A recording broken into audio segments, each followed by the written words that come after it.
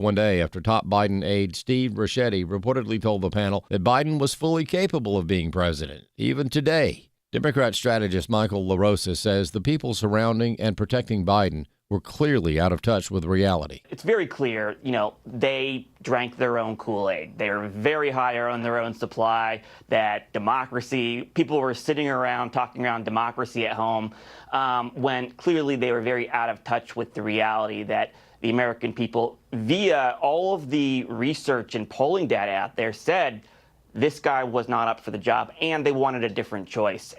Colorado Democratic Representative Jason Crow is joining other Democrats in suing the Trump administration over access to ICE facilities after the lawmaker was denied access to a detention center earlier this month. Fox 31 Denver's Hannah Powers has more. Together, they argue the Trump administration is violating a federal law that allows unannounced visits to immigration facilities, saying that level of access is critical when reports of overcrowding, unsanitary conditions, and abuse are mounting. ICE responded saying in part, quote, "In this case, the congressman's request did not comply with the mandatory 7-day advance notice requirement.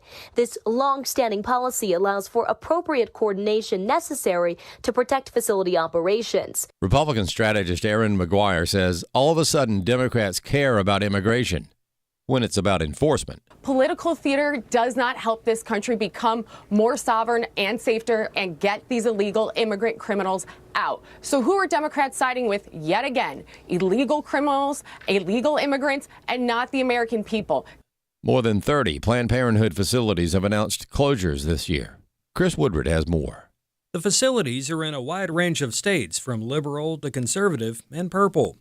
Pro-life activist Michael New said there's a couple of things going on here, beginning with the general trend of closures. As recently as 2009, 2010, they had 840 facilities. Now they have less than 600, so that's one thing, just a general trend. But the most important thing is the new federal budget, which prohibits Planned Parenthood from receiving federal taxpayer dollars. Earlier this week, a federal judge blocked the nationwide defunding of health care clinics that also provide abortion. The Trump administration is expected to appeal that decision. Meanwhile, more women are getting abortions these days through telehealth. By some estimates, 25% of all abortions now take place by telehealth. When asked about that, New said that Planned Parenthood closures are still a win for pro-lifers.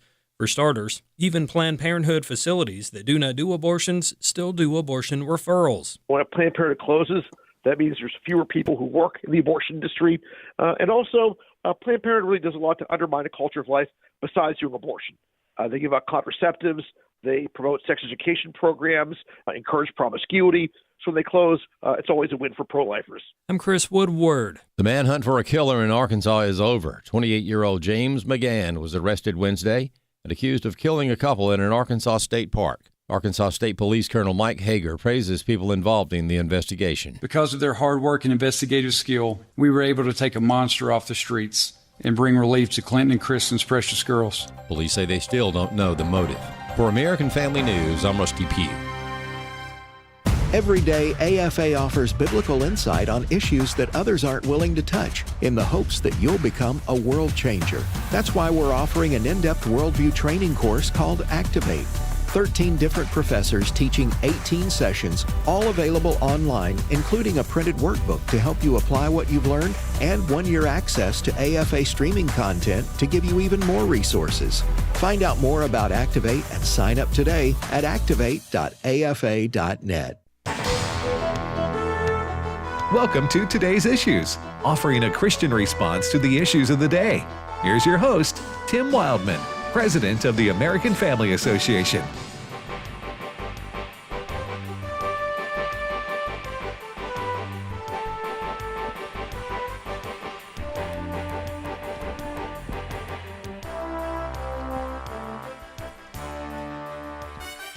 Hey, good morning, everybody, and welcome to Today's Issues on the American Family Radio Network. Thanks for listening to AFR. Today's Thursday, July the 31st, 2025. So, say goodbye, July. And joining me in the studio is Fred Jackson. Good morning, Fred. Yeah, I'm not going to miss it.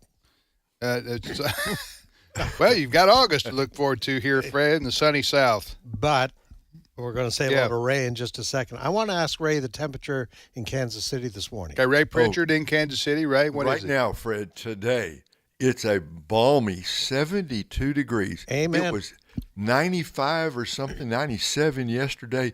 We've dropped almost 30 degrees in the last 15 hours. Why? Thank you, Canada. Tsunami? Thank you, Canada. Thank you. Thank you, Canada. Oh, Canada. So, Canada. Chris Woodward's in studio. Good morning, Chris. Good morning. So I want to get this straight. So what you're saying, Fred, and I understand the sensitivity here because in the United States, we often blame our bitter cold weather in the winter on thanks Canada, right, for sending that Arctic blast down our way. So if we're going to do that, to be fair, That's right. Give them credit. Give credit in the summer when Canada sends a cooler snap down, I should say. Yeah. For a lot of the folks now, that never arrived here in Tupelo. I'll tell you that. Not yet. Is it going to? We're going to get down, and if you live in the South, you're going to understand this. We're going to get down to a nice 85 degrees. Oh man, that's beautiful. That's a beautiful thing right there. And overnight, I think early next week, we're actually going to get down to about 69. Yeah, overnight. We'll have a tornado followed by an ice storm. That's Chris. You're getting toward football weather here. I'm not a pessimist or right. a realist. I just live in Mississippi, and that's how things roll. Yeah. All right, so we hope that you're having a nice weather day, however you define that, and wherever you are. I try not to complain about hot weather because, as folks know who listen to this show, I detest cold weather, and so I don't need to complain with us the other way. So anyway, we'll see. Fall will be here before you know it. You're listening to today's issues on American Family Radio, as we said. Ray, I haven't done this in a while with you, but give us a good word from the Bible, if you would. Okay. How about some good news and some bad news, okay?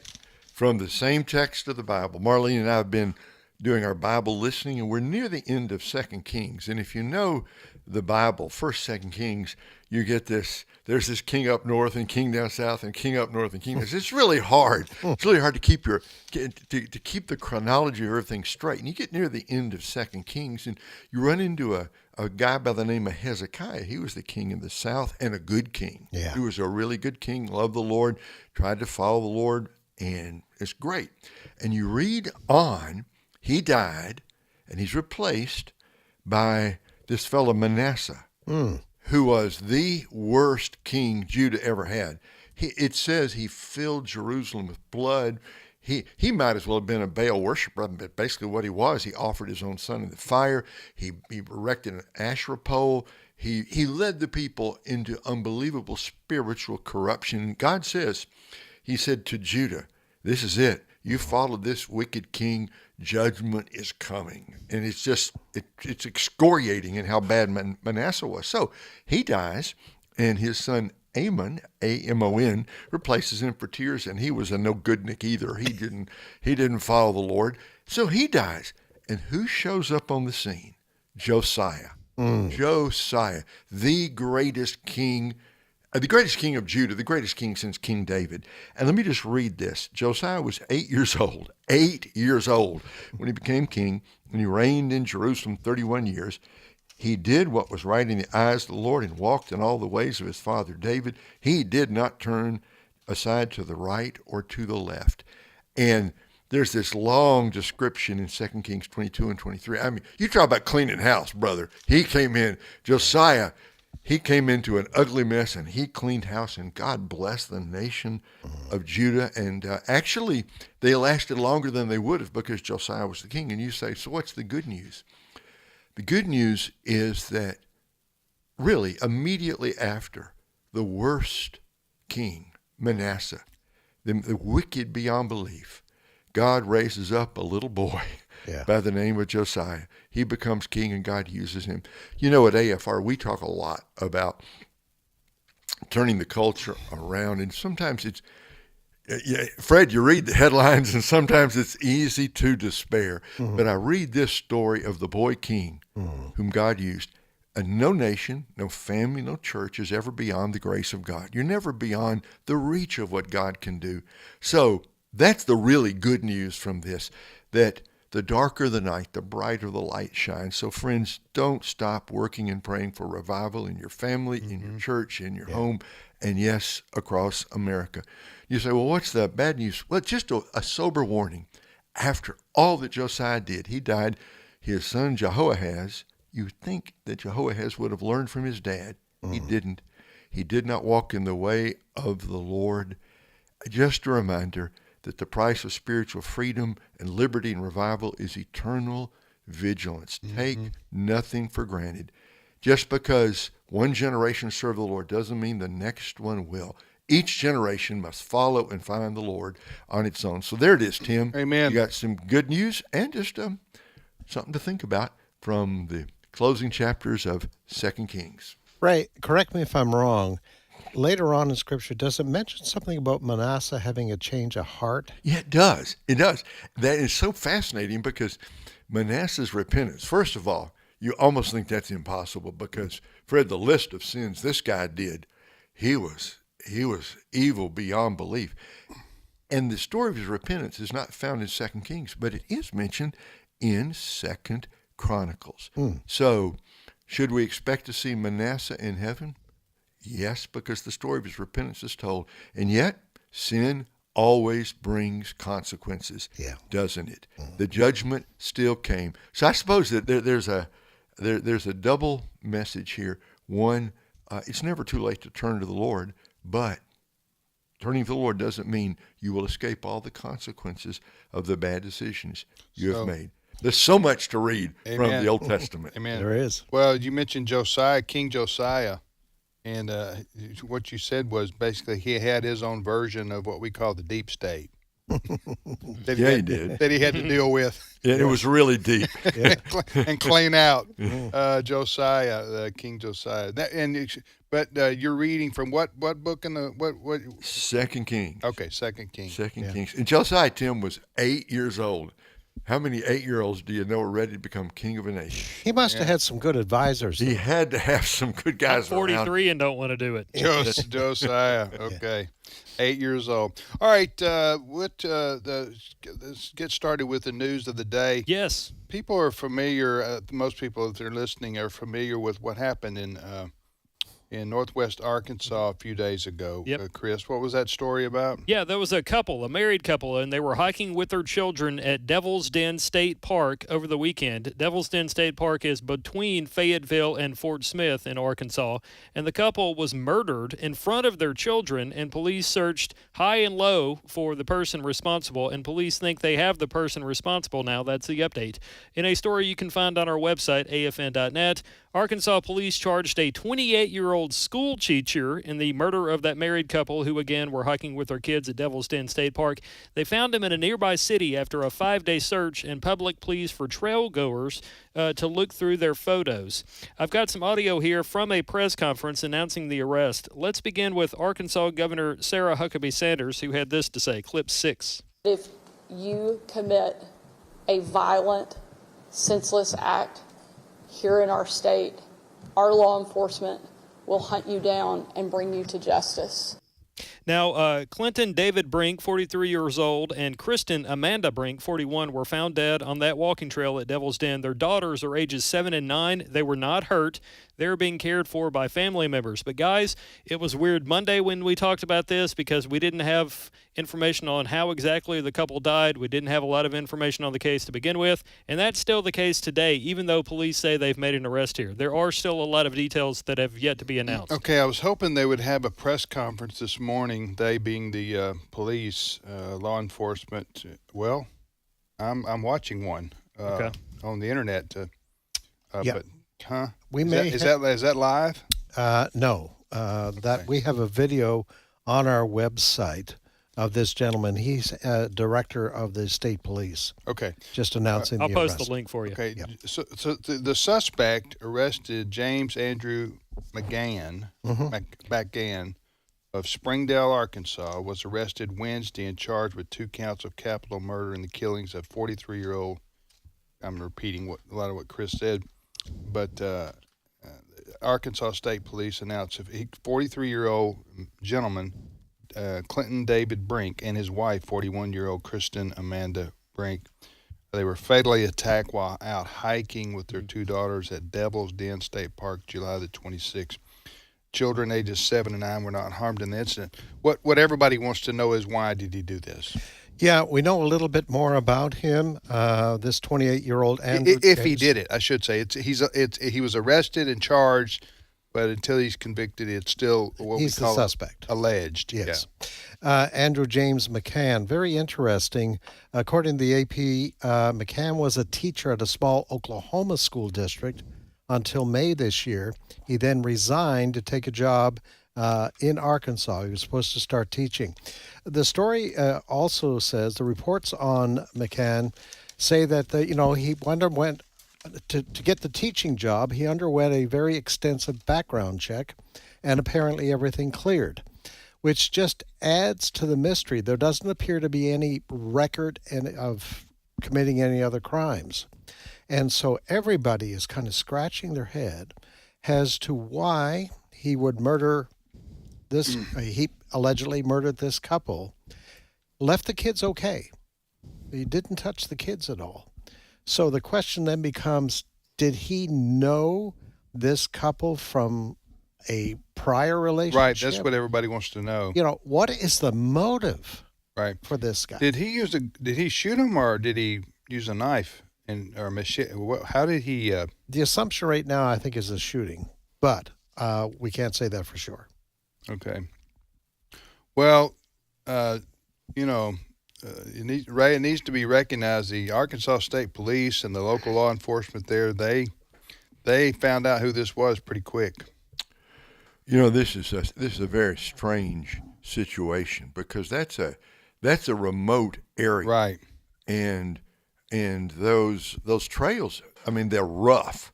You don't go there in high heels, right? No. You better have your hiking stuff on. You could fall this way, fall that way.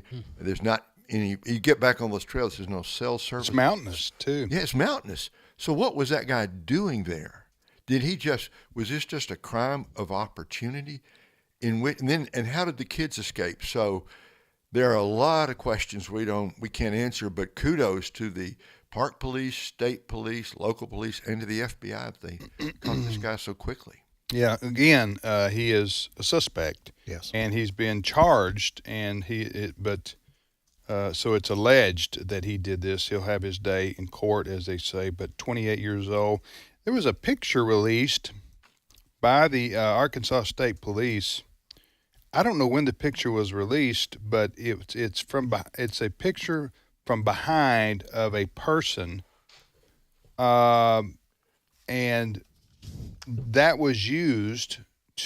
picture was used as I guess put out to the public as a picture of the potential suspect. Yeah, the police had asked other people who were in the park at this time if they had photos that they were taking of the scenery or whatever the case, because sometimes photos catch other things. Yes. And I believe that photo that you're referring to was one of those photos. They also issued in the last 24 hours or 48 hours an artist sketch of what they thought, who they thought was the suspect. So obviously they talked to some people who were in the park at the time, and they told them, I saw a guy that looked like this. But it's very interesting. The suspect was picked up. He was sitting in a barber's chair. And that's where they arrested him late yesterday afternoon. Yeah. Can you carry a gun in a state park?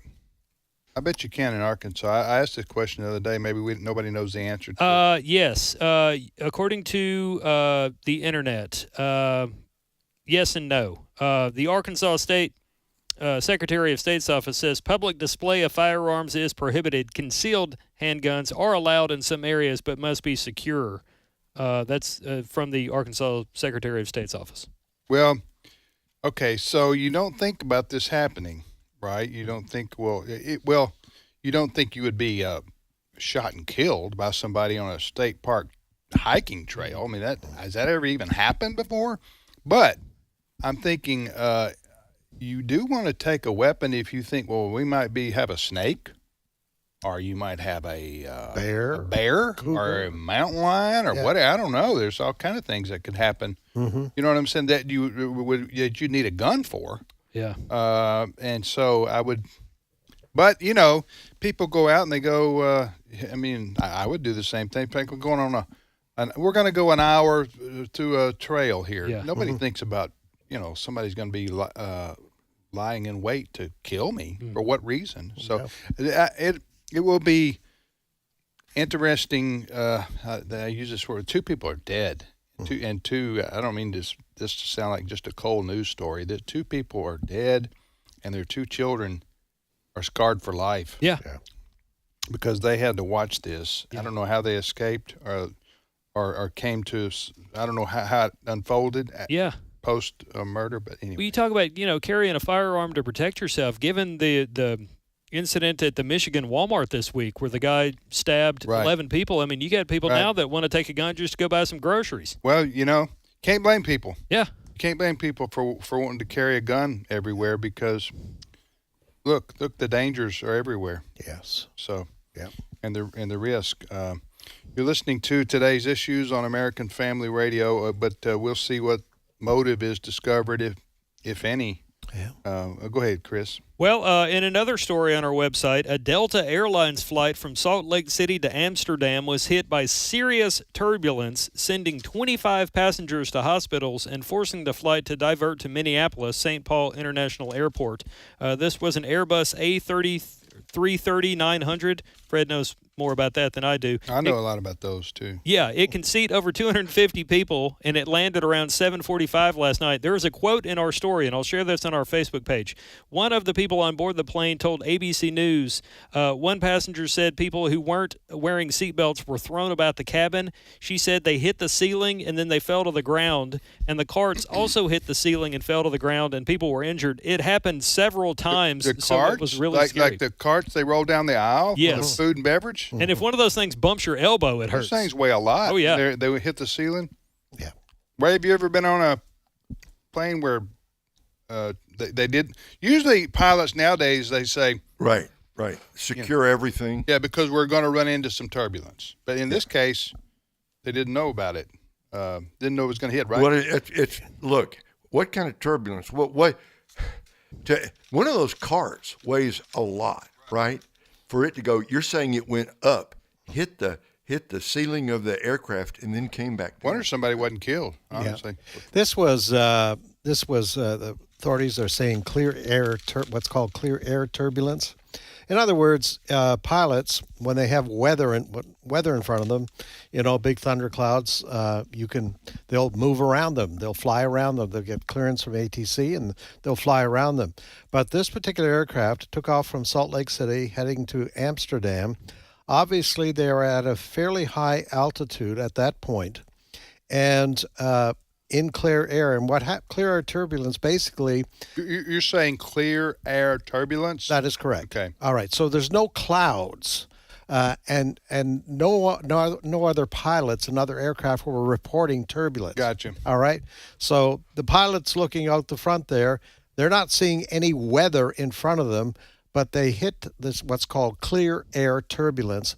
And basically it is huge winds from one direction hitting winds from another direction. And, wow. And there's really no way to tell that's coming. And that is why, to defend the airlines here, and you just mentioned this, they say even when we get up to altitude, and you can walk around to go to the bathroom or whatever the case may be, when you get to your seats, put your seatbelt back on, folks. Yes. This is the very reason they tell you to do that, because the pilot cannot always tell. Right. There's not technology that automatically tells them that this is going to happen. Mm-hmm. So they ran into this last night. So the plane landed in Minneapolis. It did, yeah. And how many people were 25 hospitalized? Wow. Yeah. Okay. Yep. Next story, Chris. let's mention this. Are we running out of stories? No, we're not. We got like 35 more minutes. Keeping it with crime and cultural issues. I'm trying to pick. I mean, it's a lot that we have to go by. Pick something negative. Okay. I can do that. Let's do something different. Hey, if it bleeds, it leads. Yeah. That's right. what they say in news, and that's what we need, Chris. The man that conservatives and other critics are calling Mamdani the commie is in the news. We're not calling him that, are we? No, we're not, but that's what people are calling him now. And it's based on his socialist or communist views. Also rhymes. Pretty clever. You can thank Clay Travis and Buck Sexton for that. But anyway, Zohran Mamdani is in the news because he has made comments in the past for defunding the police, and those things resurfaced this week based on the shooting that happened in Manhattan, which we discussed at length a couple of days ago when I was last on this program. Go to afr.net for those podcasts. But I've got some sound here from Elise Stefanik, Representative Elise Stefanik, who may or may not be running for governor of New York at some point in the near future. She had this to say about Mamdani's past calls for defunding the police, which, by the way, he now says he doesn't agree with. Clip 1. New Yorkers are smart. They know that these policies are detrimental and only make New York more dangerous. And let's be honest, this is not just tweets. Zohran Mamdani is a seated elected official. Not only did he run for the New York State Assembly, but he has served and voted in the New York State Assembly to defund the police at every opportunity. By the way, I heard a story on Fox yesterday that Mamdani was not even in the country at the time of the shooting. He was away on a vacation, like abroad somewhere. I think it was a honeymoon in Uganda. Yeah. So the guy who doesn't believe in property rights and personal wealth. It's a popular destination for honeymooners. That's right a there. sentence you don't hear. Honeymoon in Uganda. What? Okay. Are you joking, Fred? No. That's true. All right. So listen. This guy's running for mayor of New York. He won the Democrat primary. He may be elected the next mayor of New York. We'll find out in the fall. He has a long history. What is he? But he's only like 30s. What is he? How old is he? He's mid-30s. Okay. He has a long history of. He's far lefty. And defund the police. He cheered it on. He said that was because of the George Floyd incident. I don't care really why you say you did it. You did it. That sentiment was in you, and that's what he believes in. So he is pro. He's against. He's against the police, and he's pro-criminal. How else can you put it? But you know what? If New Yorkers want to elect this guy, you knock yourself out because there'll be a lot of more people knocked out. Yes. In New York with no consequences. It's the only time I go to New York is to fly to Israel now. Yeah. But now, I will say this: there are a lot of great things to see in New York City. But you just don't feel safe hardly. That's at right. all. That's right. And you have people like this, and if he's going to defund the police even further, criminal activity will increase even more so. Yeah. And the billionaires and the millionaires, they'll get out. They better, because they're going to be hit with taxes unbelievable. Oh yeah. If he alone can unilaterally do that. I don't know that he can do that as mayor. And that's how he has said he will pay for all the free stuff, is by taxing the wealthy. Yeah. Well, so what's his name? Zohran Mamdani. Yeah, still sounds like a Marvel hero. He's 33 years old. Okay. We'll be back momentarily. Stay with us.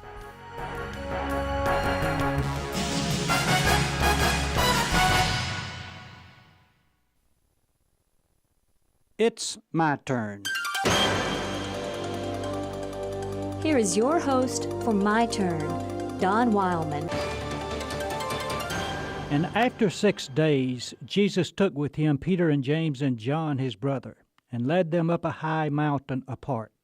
And he was transfigured before them, and his face shone like the sun, and his garments became white as light.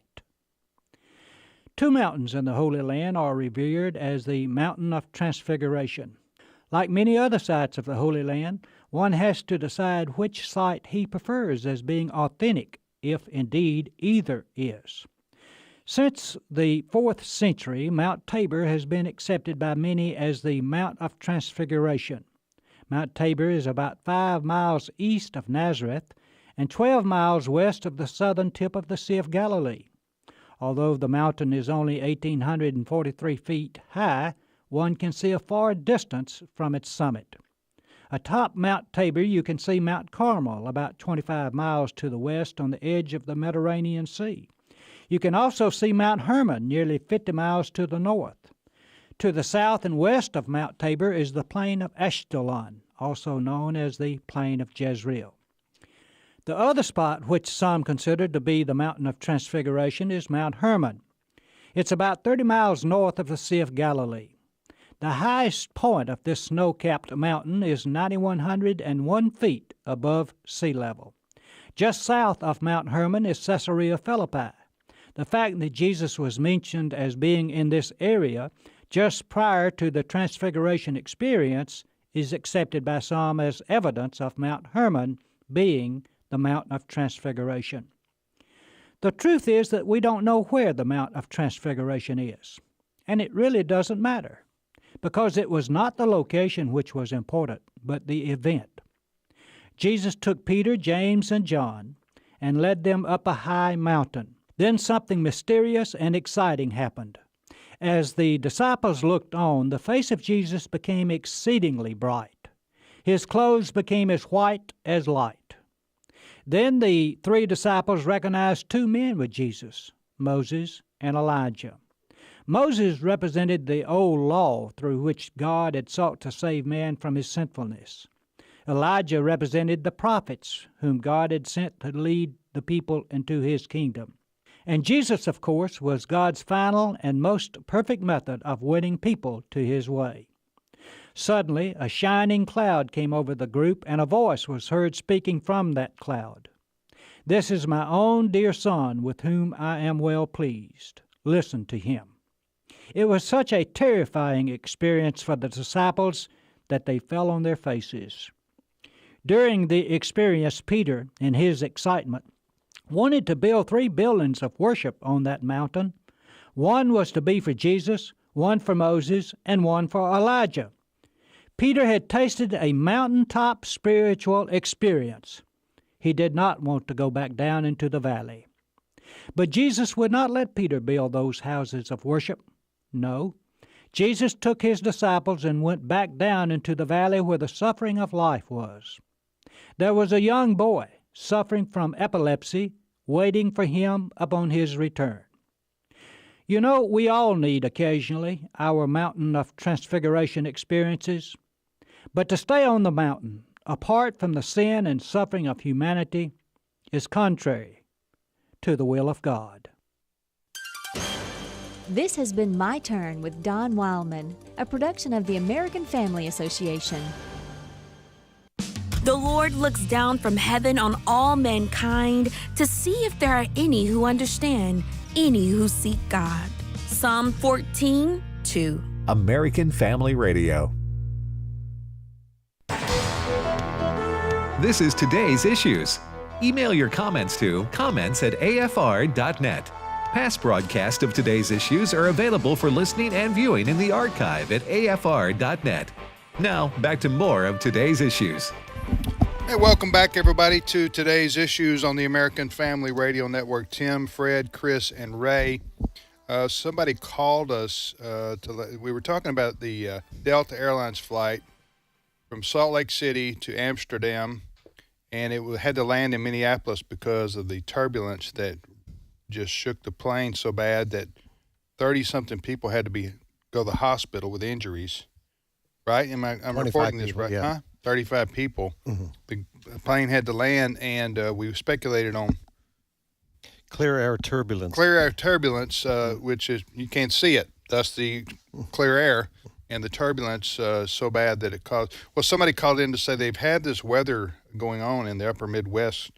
What did you call it?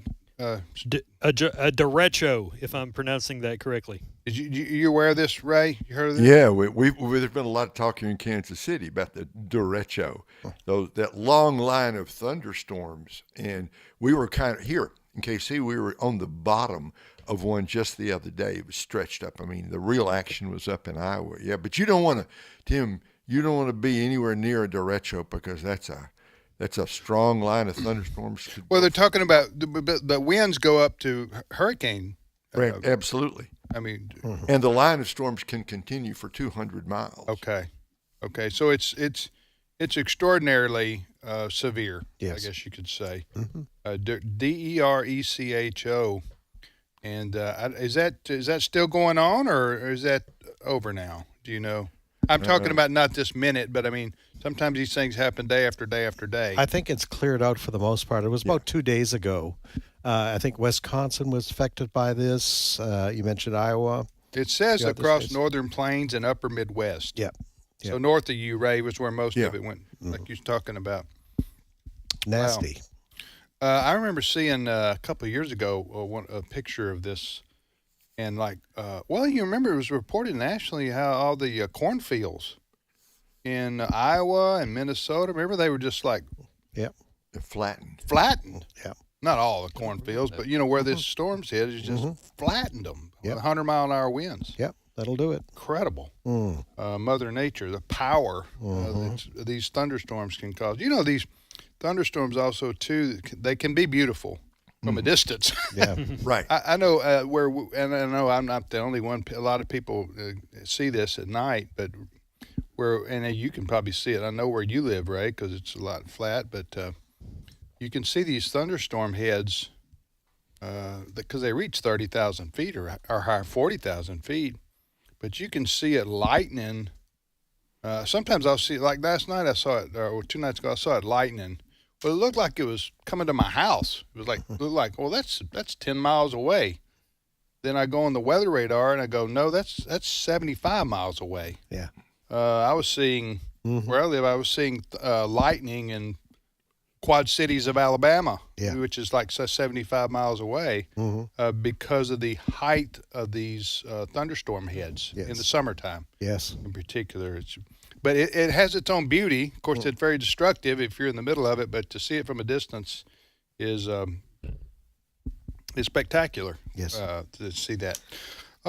You're listening to today's issues on the American Family Radio Network. Tim, Ray, Chris, and what's your name?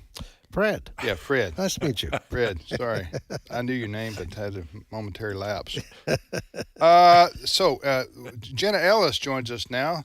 Jenna is host of Jenna Ellis in the Morning here on American Family Radio from 7 to 8 o'clock Central Time on AFR, and host of the podcast we call On Demand, found at AFR.net. Jenna hosts a weekly podcast called On Demand. You want to make sure you check that out on our AFR.net website. Good morning, Jenna.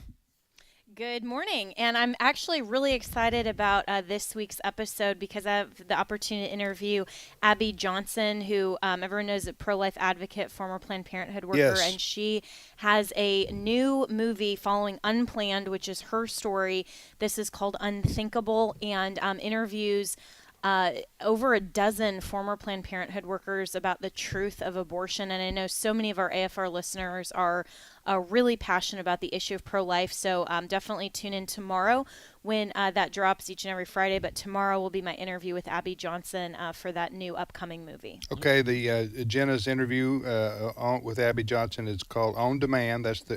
So go to our AFR.net website, click on podcast, AFR.net, click on podcast. And then you can see Jenna's where to go there, that banner for On Demand with Jenna Ellis. Jenna, I know you grew up in Colorado. You grew up in the plains of Colorado. Can you see? So you grew up in eastern Colorado, right? East of the Rockies, and so the Front Range, basically. Can you see it from your house? The range? The Rocky Mountains? Yeah. Oh, yeah. And so, I mean, maybe about 45 minutes into, either Estes Park, which is some, or, down maybe a couple hours into the mountains for, a lot of the good skiing. Well, the reason I ask is I know that, that's some spectacular views on weather right there, too, coming in. Yeah. It's beautiful in Colorado. I mean, that's, where we get Purple Mountain Majesty across the fruited plains, as the American song goes, as a reference to Colorado. So it is beautiful. Amen. Okay, Jenna, I have a question for you, and I don't even like to bring this up anymore. I'm getting tired of it. I know most people listening are getting tired of it, but I'm just going to ask you, is this Jeffrey Epstein story ever going away? Can we move on? When will that happen?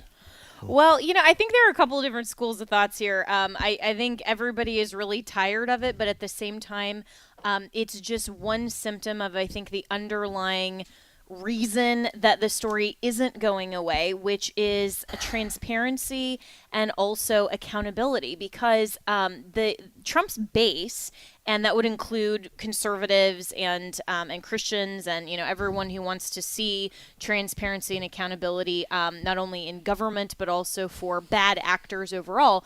I mean, the reason that Trump won the 2016 election and has been so popular since 2015 is because he came in promising to drain the swamp, to say we are going to put stark sunlight and disinfectant on Washington, the elites, the establishment, this kind of shadow government that's been running everything.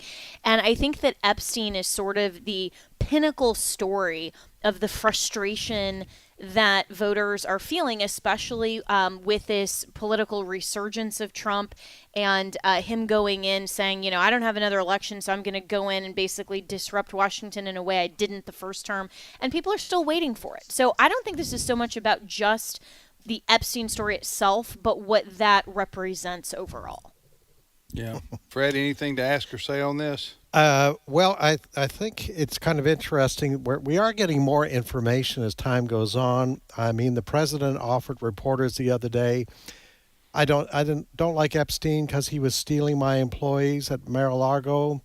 And so, that's why they had a falling out. That's why they had a falling out. And then what do you say the other day that kind of caused some concern? I didn't have the privilege of going to the island.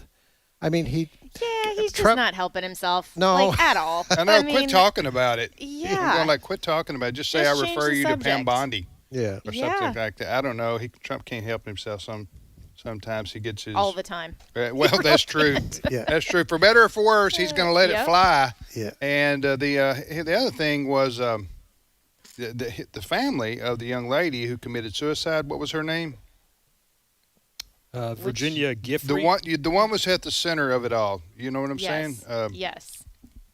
They yesterday issued a statement, basically, I don't know if you could say calling out President Trump, but saying President Trump needs to expound on his comments because does he know more than he's saying about what happened to our daughter? Yes. That's basically what they're saying now.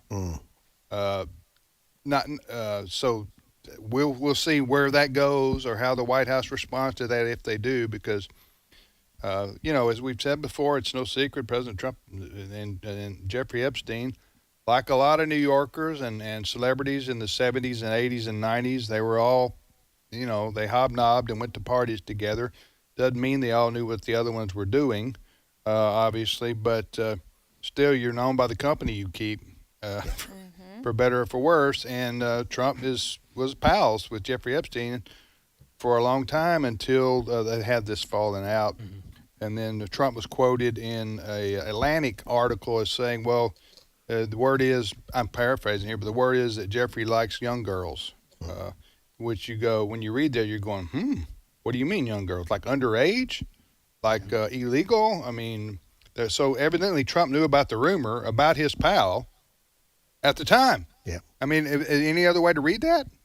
I'm thinking, I'm not saying he was endorsing, but he must have heard about it. And anyway, and then Trump goes, well, Jeffrey Epstein, stole my employees, including this young lady who was 16 years old working at his spa at Mar-a-Lago. Yep.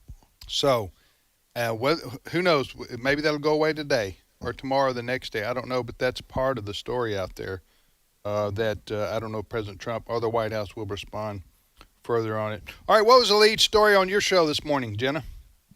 Yeah, well, and just to follow up on that, I mean, this is why the Bible gives great wisdom. That's, in Proverbs, whoever walks with the wise becomes wise, but the companion of fools will suffer harm, and bad company corrupts good morals. We know that, Psalms says, blessed is the man who walks not in the counsel of the ungodly, nor stands in the path of sinners, nor sits in the seat of the scornful. I mean, over and over, the Bible repeatedly tells us that if we choose bad company, then that can ultimately harm us, and I think that's what Trump is maybe experiencing right now, and why we need to take the wise counsel of Scripture. Yeah. But moving forward, so the top story this morning. So actually, a couple of things. First, we talked with Ryan Helfenbein from Liberty University about this really just bizarre headline. That a lawmaker, a city councilman in Virginia, was apparently set on fire yesterday. And it was, and as more reporting has come out on this, it wasn't so much because of his elected position, but just a personal altercation with a known acquaintance. And so we kind of unpacked that in the larger story of some really violent, bizarre headlines this week, and it just seems like our society is barreling further and further toward just utter destruction and a disregard for the sanctity of human life. And that actually led into the next story, which I spoke with Troy Miller, who's the president of the National Religious Broadcasters, and he was talking about a Barna survey that was saying that 60% of adults, not just Christians, 60% of adults tune in to some kind of Christian media content on a weekly basis. And the reason for that is because they feel encouraged and have hope. And I thought, in the midst of all of these headlines, what a great encouragement to us here at AFR that, we're reaching not only the Christian community that needs encouragement, the biblical worldview perspective in the midst of all of these headlines, but also to reach those who are trying to make sense of the secular world and these two competing worldviews that clearly are on display from not only the leftists, but, people who would go into a Midtown Manhattan building and, and shoot people just for mental health issues. And, how do we make sense of all of this? All right. Well, Fred, did you have any more? Well, I was going to get Jenna's reaction to the big announcement from Kamala Harris yesterday. There was a big announcement? Big announcement. What do you read? She says she's not going to run for governor of California. Some people say, well, she's reading the tea leaves. Nobody likes her anymore. Other people are saying, nah, want to leave the door open for another run for president. Yeah, well, I just said she's finally realizing that she's not popular even in the state of California. It's only in the state of confusion that she's popular. Oh, wow. But that was, that was uncalled for. I mean, accurate though, right? Yeah, but uncalled for nonetheless. So, she's finally not, trying to make that happen. Yeah, her best political days are in the rearview mirror. I think she needs to go on to, some of the. Are you talking about her best days? Well, she can't do the speaking tour because it would just be, the word salad tour. So. How about a stand-up She routine? just mentioned the word salad. Jenna did. Yeah. Do you remember the word salad? Which word salad we're going to hear, Fred? Cut number 12. There are, people of every age and gender, by the way, who see something about being the first that lets them know they don't need to be limited by other people's limited understanding of who can do what. AI is kind of a fancy thing. It's, first of all, it's 2 letters. It means artificial intelligence. But ultimately what it is it's about machine learning. And so the machine is taught. You need to get to go. I need to be able to get where you need to go. The significance of the passage of time.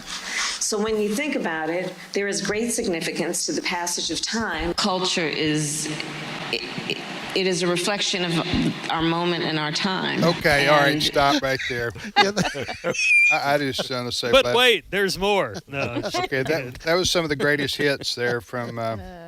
But we have been unburdened by what may have been. Yes. Do you guys remember when she went to France and she tried to do like a French accent in front of the French people, and she was like, "Le plan, le plan." That's from Love Island, yeah, the little guy from Fantasy Island. Fantasy Island. Yeah. The plan. The plane. Oh my word. Okay. All right. So the comic relief won't be there, but overall, maybe California is waking up to sanity after all of this. But I think she could maybe take Stephen Colbart's job. Colbert. I mean, he's going to be giving up his place at late night TV, wouldn't that? I think Kamala Harris would rock as far as a stand-up comic, and then even if she didn't intend to be. and then have her own show. What do you think? Could you imagine? Ray, what do you think about Kamala Harris as a late night talk show for America? I love it. I love it. Her opening monologue could be the whole show. That's what I'm talking about. Okay, Jenna, thank you for joining us. Thanks, guys. Have a great weekend. Okay, All right, bye-bye. take care. That's Jenna Ellis joining. What about that, Fred? Yeah, am I on to something right there? CBS? Here's the problem, though. Okay. The only people that would laugh at her is she laughs at herself, the cackle. Yeah, the cackle. The cackle, the babble. There are other words that are used. Honestly, I don't think even Democrats want her back. No, they don't. They want her to go away stay out there in California. She should join The View, right? Oh. That would be, her and Whoopi Goldberg going back together. and forth on some issues. Yeah, I'm thinking. Oof. That's okay, we'll watch and see if Tim's prediction doesn't come true. She replaces Stephen Colbert. Okay, on late night TV. All right, you're listening to today's issues on American Family Radio. If you want to check us out, we do a podcast here. Well, most all of our shows are podcasts, meaning that after the show's over, you can go back and click on the banner and listen to the show or any shows we do here on American Family Radio. Our podcast numbers are really, really high. A lot of folks download the show, so go to afr.net, American Family Radio. Click on the podcast for this show, today's issues, or any of the podcasts we have. What's the next story, Chris? Well, I've got some audio here of a floor debate on the Senate. What now? A floor debate on the Senate. I thought you said a Florida debate on the Senate. A floor debate on the Senate. Or in the United States Senate, we got a floor debate Yes, going on. and there was a bill that involved efforts to defund Israel because some people in Congress want to defund Israel, saying they're being unfair to people in Gaza. And here now is a montage of various senators, including independent Senator Bernie Sanders, and even we've got Republican Jim Risch and Dick Durbin of Illinois. Clip 10. On this vote, the yeas are 24, and the nays are 73, and the motion is not agreed to. U.S. taxpayers have spent many, many billions of dollars in support of the racist, extremist Netanyahu government. Enough is enough. Americans want this to end. They do not want to be complicit in an unfolding famine and daily civilian massacres. Let's remember the conflict between Israel and Hamas and the need for the military assistance for Israel is the fault of Hamas. They use the people of Gaza as human shields, and they steal the food that the people of Gaza need. It is despicable behavior. For many of us stop right there. Do you know who that was? That was Jim Risch of Idaho, Republican. Republican senator. Okay. Anyway, I missed this story. Ray, were you aware of this? Only a little bit, but Are they having a vote? It was a vote to whether or not we should proceed further with a defund Israel bill. Yeah, it was specifically Bernie Sanders. This bill was to say we're not going to sell Israel any more weapons. It failed miserably, right? It did. However, the story goes on to say that a growing number of Democrats in particular say they do no longer support Israel. They no longer support selling weapons to Israel. So it's all part of the campaign that's out there right now. You have countries that are saying we favor a Palestinian state. Unfortunately, my That's home just country stupid. of Canada last night. That is just utter and complete stupidity. Yes, it and is. you have leaders like what's the guy leader of Great Britain saying this? Yes, UK leader. France. Yes, and France. And the European Union. European Union says it's two-state. Canada, there's a vote coming up in the United Nations in September, and these countries are all signaling we are going to support the idea of a separate Palestinian state. They say this will cure everything in the Middle East. Oh gosh, that's the claim. Ray, why is that not true? First of all, there is no Palestinian state to recognize. That's right. What are they going to do? Recognize Hamas, right? Which everybody knows is a terrorist organization. What are they going to do? Recognize the folks in the West Bank? No, I don't think they're going to do that. They're Israeli citizens. Right. Yeah. Right. So where is this so-called Palestinian state? I mean, Fred, what does it mean to what did you use the phrase going to endorse the idea of a Palestinian state? Yeah, the United Nations can't declare a state. They can't create a state. But this is to add pressure too. We ought not to be surprised that the United Nations would go this route.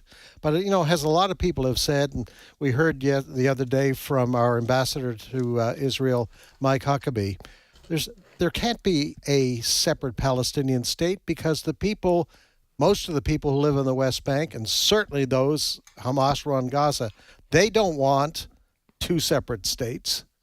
They want Israel wiped off the face of the earth. Yeah. Also, to me, this is we have them. These people calling for a separate state, a two-state solution.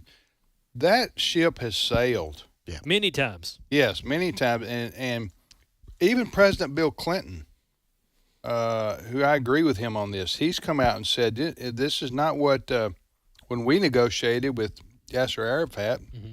We, meaning the United States, remember tried to broker that deal with Ehud Barak or whatever his name was, the prime minister at the time of Israel. And remember they went to Camp David and Yasser Arafat, the leader of the PLO, and they talked and talked and talked. And Bill Clinton and Hillary Clinton, too, both said that they don't want a two-states. They want Israel gone, wiped off the map. So I'm talking about the Hamas, and then at that time the PLO.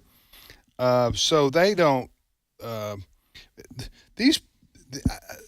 What I was going to say, this is complete and utter fantasy land that these foreign leaders say a two-state solution. If Scotland had invaded England and butchered 1,100 or 1,200 people, and then the world said, well, you need to form a separate state for the Scots, England, so that they have their own country. Yeah. So that they can then build up their weaponry and attack you again. England would say, that's nuts. We're not doing that. Well, that's the same. So I'm using this analogy because it's the PM of Great Britain who's saying to Israel, you need to have a separate state for the murderers. Yeah. So they can attack you more. Or what is he? They're putting this ultimatum on, trying to put this ultimatum on Israel, Great Britain and France, and these are nations that are the friendliest of the Europeans to most of the time. I don't know how Italy feels or Germany or what they've said, but Israel is getting to where the only friend they have left in the world is the U.S. Yes. Does Canada treat? Are they treating Israel like Canada just announced yesterday that they favor a separate Palestinian state? Yeah, it's easy to say when it's not on your border. Yeah. Right. Yeah, exactly. If the UN told the U.S. all the southwestern states have to go back to Mexico, we would tell UN where to go. Right. Well, it's just Israel cannot allow a separate state run by Hamas on their border. That is a recipe for that's suicide. Yes, is what that is. It is. They've got to end Hamas right now at this moment in time, and I think that's what they are realizing they have to do. Yes. We'll be back momentarily. Stay with us.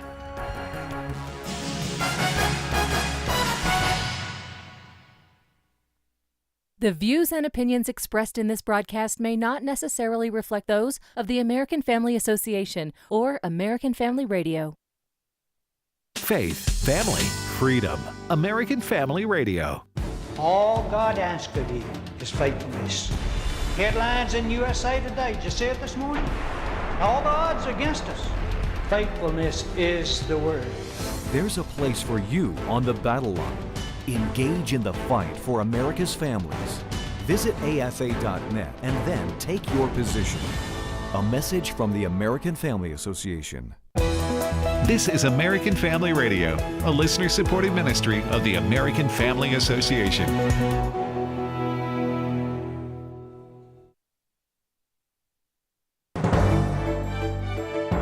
American Family News, I'm Rusty Pugh. President Trump says the U.S. has agreed to trade deals with Pakistan and South Korea. Lauren Simonetti reports. Let's start with South Korea. 15% tariff rate. Plus, Trump says $350 billion for investments owned and controlled by the United States and selected by myself as president. Additionally, South Korea will purchase $100 billion of LNG or other energy products. Energy is front and center also in the deal with Pakistan. While the tariff rate on goods has not been announced, the president says Pakistan and the U.S. will work together on developing their massive oil reserves. We are in the process of choosing the oil company that will lead this partnership. Brazil. Trump slapped a 50% tariff on many Brazilian goods. They go into effect August 6th. Trump says he's tariffing Brazil, a country we have a surplus with, to fight a witch hunt against former President Bolsonaro. The Federal Open Markets Committee met Wednesday and kept the federal funds rate steady for the 5th time this year, despite President Trump's calls to the Fed to lower interest rates by as much as 3 points. Commerce Secretary Howard Lutnick promises the Trump administration will deliver continued economic growth, which rose 3% in Q2 of this year. 3% GDP today. And let me give you a hint. We're going to stay at 3% GDP for the rest of the year. And next year, we're heading towards 4%. We're employing people to build those factories. We don't have to wait for those factories to come online. While we're building those factories, that drives our employment. That drives productivity. The FBI and DOJ are investigating a late-night attack in downtown Cincinnati where a white couple was beaten by a group of blacks. Ohio Senator Bernie Moreno says he believes the Democratic city leaders are to blame for what happened, arguing their policies are putting city residents at risk. They honestly care more about foreign countries and foreign citizens and criminal aliens. I mean, the Democrats spend most of their time trying to jailbreak illegals from our detention centers or foreign prisons. Look, we have to be advocates for American citizens, and we cannot allow our great cities to descend into chaos. Delta Airlines says a flight out of Salt Lake City bound for Amsterdam was forced to make an emergency landing in Minneapolis Wednesday after encountering significant turbulence. One passenger told our affiliate Fox 13 that the turbulence came in waves and then caused a sudden drop. Flight attendants and beverage carts were thrown into the air, hitting the ceiling as well. Delta says the plane was an Airbus A330-900. It made the emergency landing at Minneapolis-St. Paul last night after, quote, significant turbulence. Delta writing medical personnel met the flight upon arrival to evaluate customers and crew. 25 of those on board were taken to local hospitals. An Indiana congressman is proposing a bill in line with the Make America Healthy Again movement. Speaking on American Family Radio, Congressman Marlon Stutzman discussed his concerns over a specific food coating that's the subject of this new bill. He's concerned because the chemicals in this food coating are not made known to consumers. This product, it's called Edapeel. It's made by a company called Appeal and funded by the Bill and Melinda Gates Foundation, and it may be fine, Jenna, but when you don't disclose, and I think that's the big concern that many of us as Americans have, you need to be transparent, and this is an important product that we need to know what's actually in the coating, and the fact that the USDA, to me, had to find a loophole to get the approval done by claiming it's a fungicide rather than a coating is really bothersome. Congressman Stutzman went on to explain what his bill will do. It's a coating, but they were able to get it approved as a fungicide. And so that's what my bill does, is that it just requires them to put a label on it. That way we as consumers know exactly what product or what chemical is in this coating. Because at the end of the day, the tomato is going to be healthy, but it's the chemicals that are put on our fruits and vegetables and our foods, for that matter, that can be very dangerous for us. The name of the bill is the Appeal Reveal Act. I'm Reed Ritter. American Family News is available online at afn.net and download the AFN mobile app for your Apple or Android device. I'm Rusty P. If we lose this cultural war, we're going to have a hedonistic, humanistic society. Discover the story of the culture warrior Don Wildmon and how he went head-to-head with Hollywood, Playboy, the homosexual agenda, and the Disney empire. The movement Don started paved the way for Christians to boldly stand for truth and righteousness in a hostile culture. Watch Culture Warrior today for free. Visit culturewarrior.movie. Today's Issues continues on AFR with your host, Tim Wildmon, president of the American Family Association.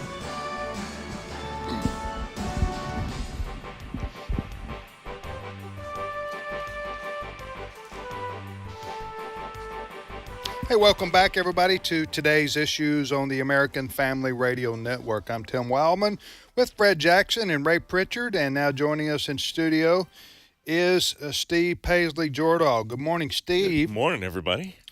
And as we said earlier, Ray is experiencing some fall-like temperatures there in Kansas City. What is it, Ray?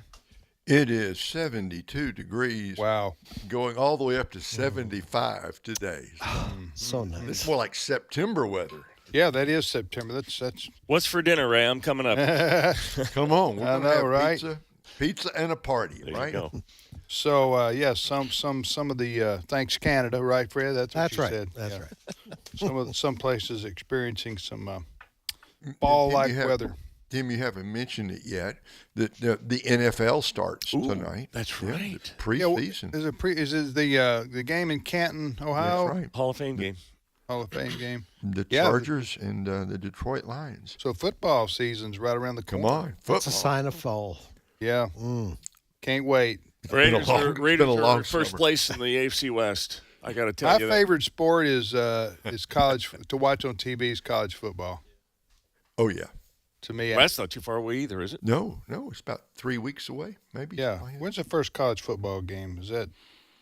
that. Somebody tell us here. You know that a big game week 1 in college football is Texas and Ohio State. They're like playing. Where are they playing? They're playing in Columbus, I think. Oh man. College football. I'm typing in college football week 1. I can tell you. Week I 1. mean, Arch Manning making his start at the U that's in true. Columbus. Wow. Against defending national champions. Really? Yeah, that'll be watched all over the country by millions and millions and millions of people. But that's week 1. I'm not sure what week that is because there's a couple of different week 1s. But I've got anyway, I've got And all the there's a top week 25 0 games. week 0. What you got? When? So you want to know when? Which game is it you're looking for? Texas, Ohio State, Texas. That What is day do on they play? On Saturday, the 30th. That's August 30th. August 30th Okay. at 11 in the morning at Ohio State. 4 weeks away. 11 in the morning. Well, 11 here at our time. Seems Saturday. like that ought to be a nighttime. That needs to be prime time. Okay, I'll tell I don't them. understand that. I'll tell them. You need Get to on tell the them phone. also. It'll be hot then anyway. Of course, they won't bother people. Alabama Texas. opens up with Florida State, and Air Force is now in first place in the Mountain West. Hey, Oh, because don't they forget haven't They haven't played played yet. It's always hope. All right. Anyway, college football right around the corner. Steve, what's your first story? I got some really tragic news out of the Democratic Republic of Congo. There is an ongoing persecution of Christians. In fact, it's a massacre of Christians. 49 were killed in a church by an ISIS-type terrorist group that is called the Islamist Allied Democratic Forces. They came into this church and they started beheading. In the Congo, which is a country in the middle of Africa. Right in the middle, yeah. Of Africa. And so this happened a few days ago, right? This happened Sunday. And some of these, this is not the first attack. Some of these people were in this town where they came, having fled this group and other places. So they've been going at it for a while. But this is a horrific attack. Just the graphic nature of how they what they caught. You don't hear much news about it though. No one's talking about it. It's not when Muslims in Africa attack Christians, it gets almost no coverage. Yes. If the Israelis, are responsible for a bombing and it gets international, not a bombing, but headline fighting Hamas and somebody dies. Yeah.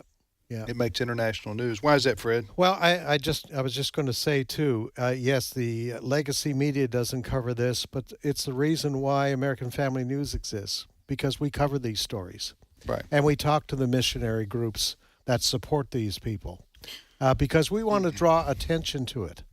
There are Christians that are suffering out there. You know, we have it pretty good in this country. And sometimes we forget. We give our money to missionary outlets and that kind of thing. But we need to be telling people that these are folks that are giving up their lives because they've accepted Jesus Christ as their personal Savior, and they're living amongst people who hate them for that. Yeah, the persecution by the Muslims against the Christians in, would you call it Northern Africa, or would you call it Central to Northern? Central Africa, really. That's been going on for decades, though, right? It has been, and there's a story on Fox News about this, and the pictures of of what these jihadists did. They hacked people. They came in the name of their religion, in the name of Islam. They came in and attacked the Christians, exactly as you said, Fred, because of their faith in Jesus Christ. And wow, it's just one sentence here. One sentence. It says, 9 of those who were decapitated were children. That's out of 49 who were brutally murdered for their faith. But we haven't heard. One other thing, then, Chris, I know that Steve wants to comment. We're just making this is a tragedy, and we ask you to pray for these people in the Congo who are the Christians. Had this been any other group of people slaughtered like this, it would have been news all over the world.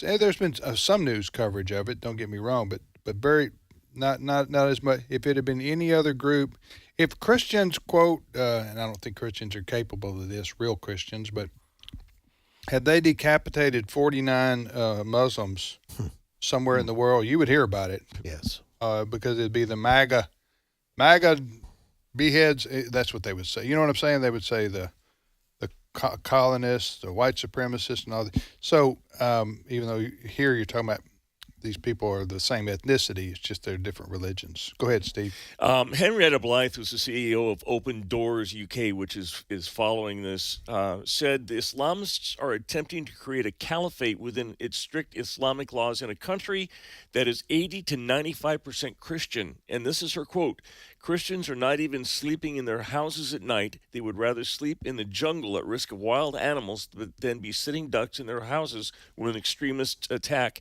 in sub-Saharan Africa, and that's where a lot of this stuff is going on. Right. In sub-Saharan Africa, we think more than 16 million Christians have been displaced as a result of the violence. The church is on the run. Christians are snatching up their children and running for their lives, often at night. Yeah. To your point, Fred, about it being dangerous. Yes, it is. In many parts of the world, certainly in Africa. You're listening to today's issues. Next story, Steve. Well, let's talk about a conflict that's much less serious, but still kind of, Donald Trump has picked a fight with a couple of Republicans. They're trying to figure out why. Donald Trump is upset with Josh Hawley, and Donald Trump is upset with Chuck Grassley. Chuck Grassley, a 91-year-old Republican senator, for two different reasons. But from Iowa, and Chuck Grassley and Josh Hawley from Missouri. From Missouri, right. So he doesn't like Chuck Grassley because Chuck Grassley is in charge of the Senate Judiciary Committee. And Donald Trump wants what's known as the blue slip law or rule to be overridden. Blue slip means if you have a nominee and someone from that nominee's home state of the opposing party has a reason, any reason, it's like a preemption of the jury, they can put this blue slip in and it will stop the nomination right in its tracks until the blue slip. It can usurp the democratic process. It sure can. And Donald Trump wants that done away with. I don't blame him. Well, he might have a reason, although Republicans have used it to good effect as well. Oh yeah, I know that. Yeah, but it doesn't. It doesn't make any sense that one senator can stop a nomination of anybody by just because they feel like it, because they're from his state. That's the same thing, though, as the filibuster. Is one senator can stop just about anything in the Senate. But Donald Trump called Chuck Grassley a rhino, sneaky, standing in the way of his agenda. Sneaky? Yeah. True social, and he'll say anything there. But Senator Grassley, he's 91, right? Yes, sir. He's been, Fred, you were saying you were disappointed in Trump doing this, right? Well, he's a dear man, 91 years old, and he is a conservative. Right. And I mean, Donald Trump did very well in Iowa in the last election. And I'm sure Grassley was out there supporting him. It is a side of Donald Trump that a lot of people are very uncomfortable with, because if he doesn't like something, he makes it personal against the individual. And as Steve mentioned, Trump is also upset with Senator Josh Hawley. Why? Well, Senator Josh Hawley, have a listen to this, folks. He's putting forward a bill that would forbid members of Congress playing in the stock market while they're in office. And Senator Josh Hawley has... To prevent insider trading. Insider trading. And Senator Hawley now he wants to include the vice president and the president, that they can't play around in the stock market while they're in office. Well, President Trump is very upset about that. He says, no, that elected officials should be allowed. Now, we've talked about this through the years. Nancy Pelosi and her husband have done very well in the stock market. And there have been allegations that she has used inside trading in order to make their millions. But now President Trump has become very nasty against Senator Hawley over this. And what do you call him a name? That's unusual for Trump. He's playing right into the dirty hands of Democrats. It's a great bill for her and her husband, but so bad for our country. I don't think real Republicans want to see their president, who has had unprecedented success, targeted because of the whims of a second-tier senator named Josh Hawley. This was because it was called the Pelosi Act. He had to change the name. Second tier. He's calling Josh Hawley a second tier. He was calling Josh Hawley a second tier. Now, why? Is he? Are we sure Trump doesn't drink? Yeah. Are we sure? Because he says he doesn't, but he sounds like he does. Little update on this. Josh Hawley sat down with the president, came away saying they had a nice little chat. But this is what this is what Josh Hawley said of that meeting. He and I had a nice visit this afternoon, and he reiterated that he is in favor of a stock ban for members of Congress, that he wants to see it passed. He thinks we need to move full speed ahead on members of Congress, but not necessarily on the executive branch. Okay, this is kind of all right, I understand there's two stories here. There's Trump calling Grassley and Hawley names. Yeah. That's what Trump does. He becomes a fifth grader sometimes. You know what I'm saying? Yeah. But the idea that what Hawley's trying to do is pass legislation that says congressmen and senators and a president and a vice president cannot trade in the stock market while they're in office. Is that correct? Okay. I don't. This is. I don't think this is in the Bible, is it, Ray?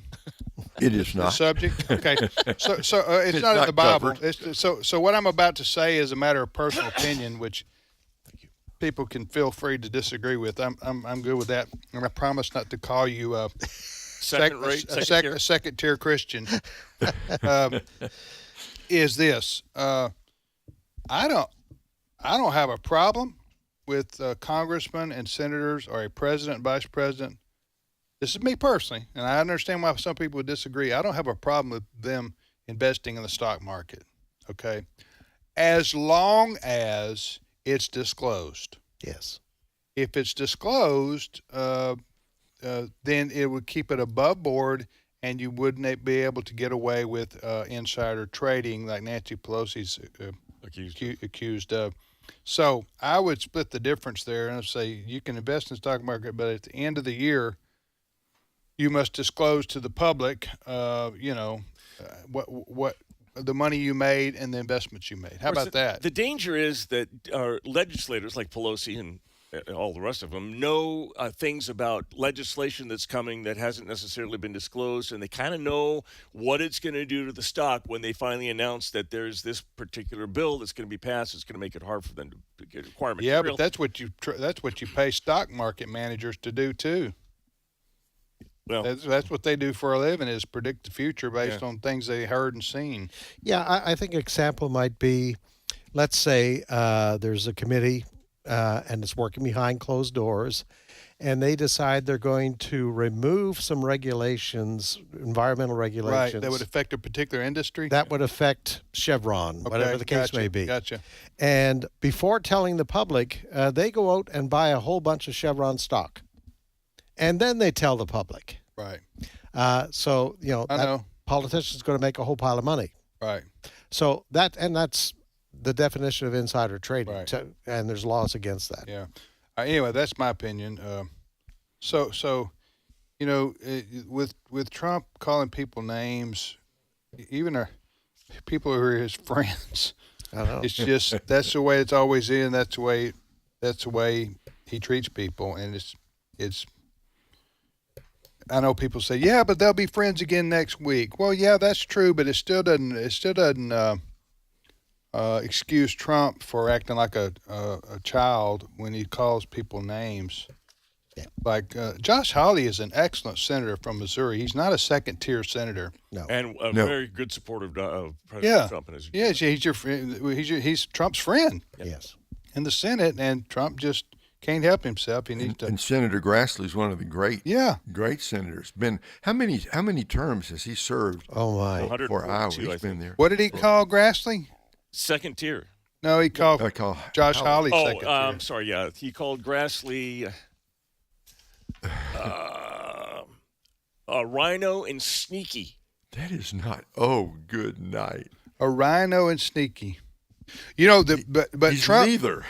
I would just say this, and we'll move on from this topic. Trump does this because there are never any consequences to it. Sure. He is king, and that's for better or for worse. Yeah. So he uses that.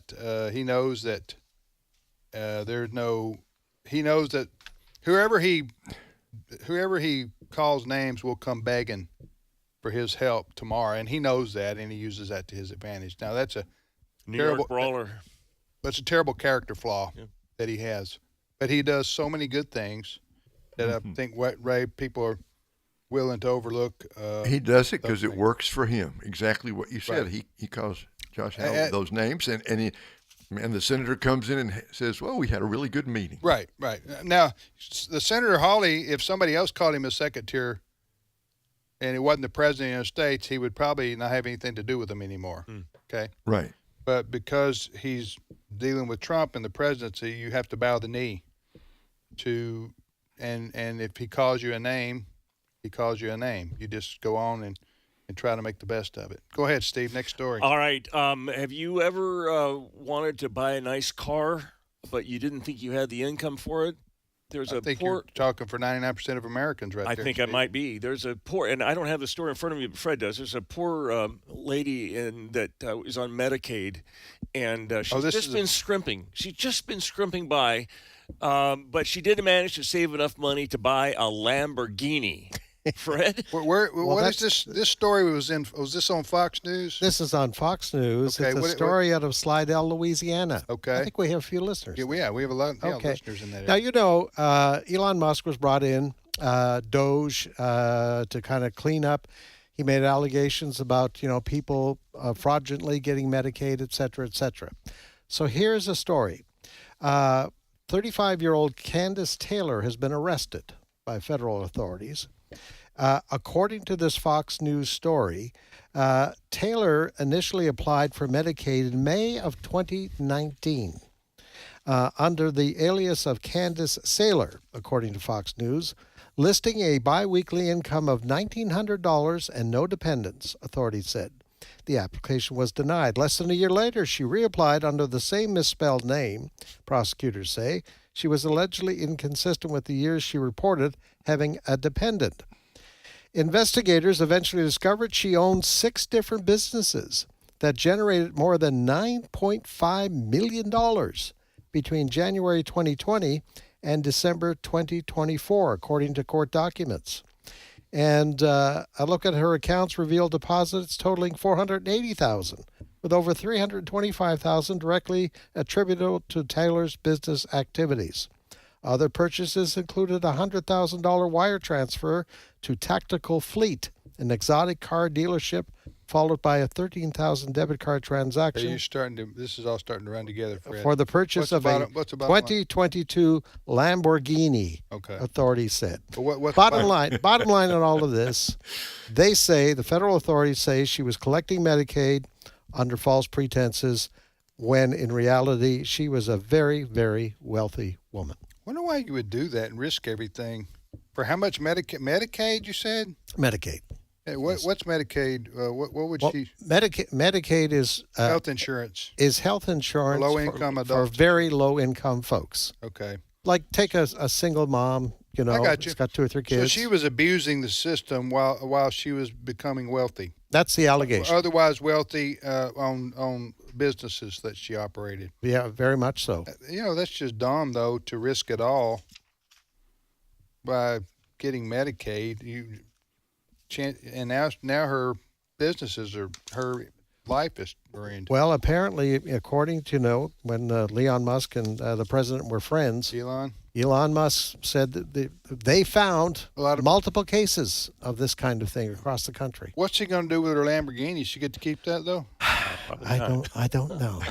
Can she drive it in jail? I don't know. I don't know. Drive it around the exercise yard. You don't go to jail long in America anymore, no matter what you do. So she'll be back out on the street. Yeah. Driving her Lamborghini. I don't know if she'll have to sell it or do you pay a fine or go to jail? I don't know. But anyway, a lot of waste, fraud, and abuse in federal government programs for sure. Yeah. What's the? Did you have? Does this story need to be mentioned or no? Yeah, for tomorrow. Steve is working on this story, and it involves a Christian musician, Sean Foyt. I've heard of him. A lot of people have heard of him. Right? Yeah. He's a worship leader, right? He is a worship leader. He's been going up and down the West Coast mostly doing worship. He did one in Portland in the middle of Antifa. Yeah, I remember that. Yeah. But he had a lot of bookings for places in Canada. And the authorities in Canada are not allowing him to perform because he's outspoken against homosexuality and transsexuality.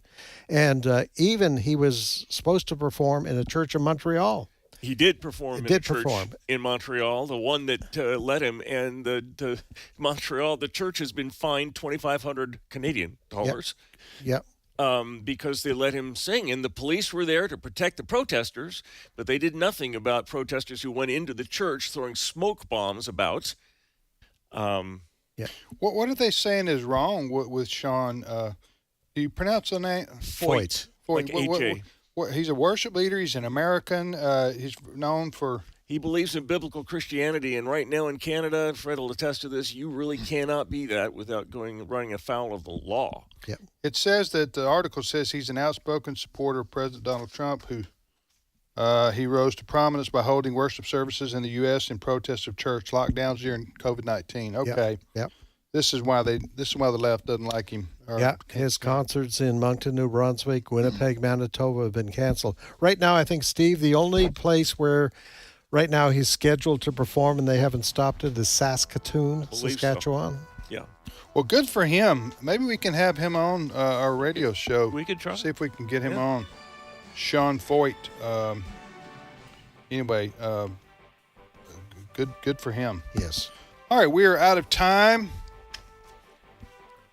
And Steve's going to go give me a spin in his Lamborghini. Yeah. I went on Medicare. Yeah, got you a Lamborghini?